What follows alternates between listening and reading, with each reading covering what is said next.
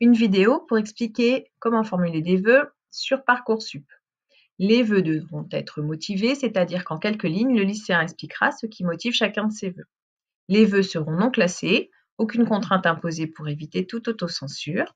Cela concernera les formations sélectives et non sélectives. On pourrait faire jusqu'à 10 vœux et 10 vœux supplémentaires pour des formations en apprentissage. Il est conseillé de ne pas faire qu'un seul vœu.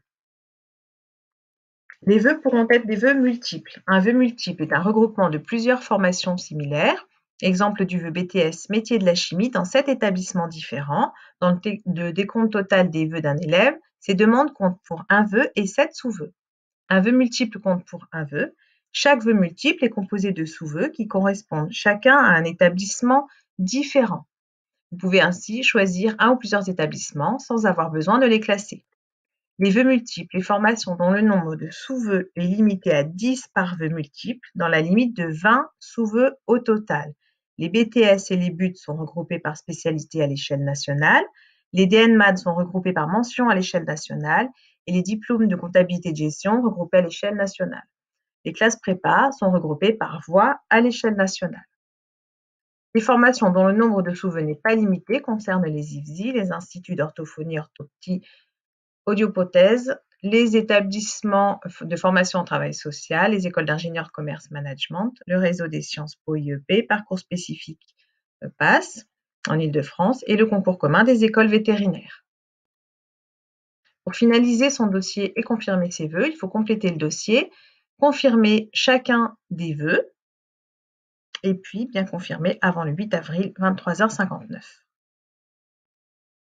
La phase d'admission principale aura lieu du 27 mai au 16 juillet. Les candidats consultent les réponses des formations le 27 mai. Ils reçoivent les propositions d'admission au fur et à mesure en continu. Ils doivent répondre à chacune des propositions d'admission reçues avant la date limite indiquée dans leur dossier. Et puis, pour aider les candidats en liste d'attente à faire leur choix, des indicateurs seront disponibles pour chacun des vœux.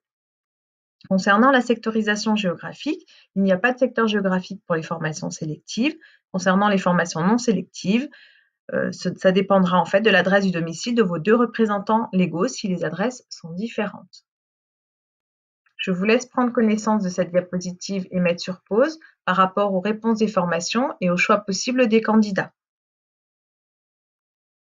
Un accompagnement aura lieu du mois de mai au mois de septembre. Dès le 27 mai, les lycéens qui n'ont fait que des demandes en formation sélective et qui ont reçu des réponses négatives peuvent demander un accompagnement pour préparer la phase complémentaire qui aura lieu du 16 juin au 16 septembre. Ils pourront ainsi formuler de nouveau 10 vœux dans des formations disposant de places disponibles. À partir du 2 juillet, les candidats pourront éventuellement saisir la commission d'accès à l'enseignement supérieur.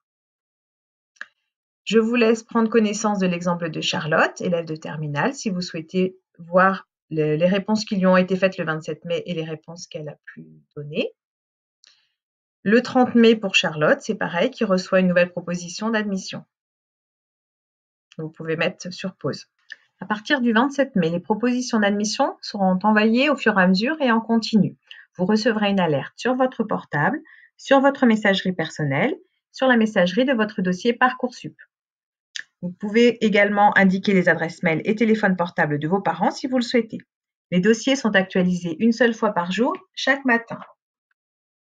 Vous aurez la possibilité, si vous le souhaitez aussi, d'activer le répondeur automatique. Cette option facultative vous permet, lorsque vous êtes sûr de vos choix, d'organiser tous vos vœux en attente, hors vœux en apprentissage, par ordre de préférence pour que le répondeur automatique puisse répondre positivement à votre place aux propositions d'admission reçues.